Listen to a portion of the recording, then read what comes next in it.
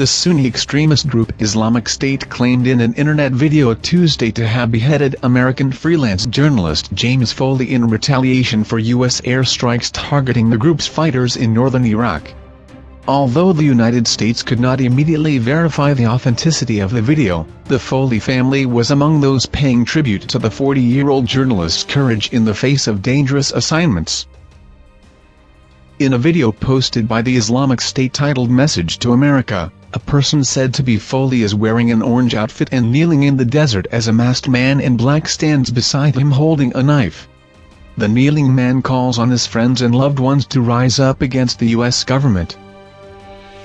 "My message to my beloved parents: save me some dignity and don't accept any meager compensation for my death from the same people who effectively hit the last nail in my coffin with their recent aerial campaign in Iraq," said Foley. The man in black identifies the kneeling man as James Wright Foley and denounces the U.S. government for being at the forefront of aggression toward the Islamic State. "You have plotted against us and gone far out of your way to find reasons to interfere in our affairs. Today, your military air force is attacking us daily. In Iraq, we are an Islamic army and state that has been accepted by a large number of Muriks have caused casualties amongst Muslims. You are no longer fighting an insurgents from all walks of life, who have accepted the caliphate as their leadership," said the man. Toward the end of the nearly 5-minute video, another man in an orange outfit is shown who is said to be another American journalist named Stephen Joel Sotloff. It is then suggested that his fate rests with the next decision by President Barack Obama.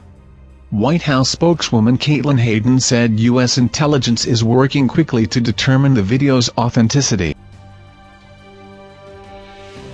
"If genuine," she said, "we are appalled by the brutal murder of an innocent American journalist, and we express our deepest condolences to his family and friends."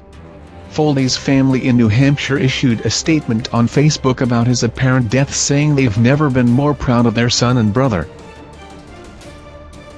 "He gave his life," they said, "trying to expose the world to the suffering of the Syrian people, and they implored the kidnappers to spare the lives of their remaining hostages."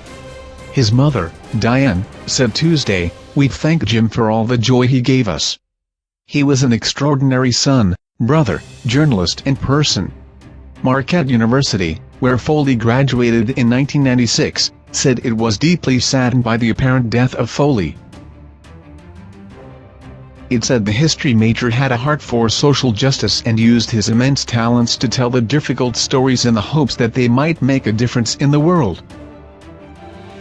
Foley, who had also been briefly held by forces loyal to Libyan dictator Muammar Gaddafi during the 2011 uprising, has worked for AFP and the Boston-based online media outlet Global Post.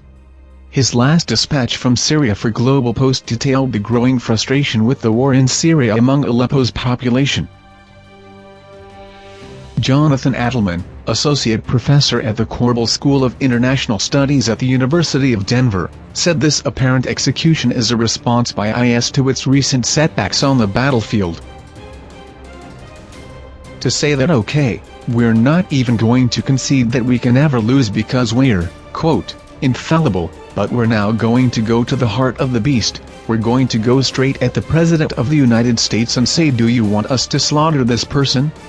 And, it is incredibly appalling in the 21st century that any nation, any people, would act like this," said Adelman.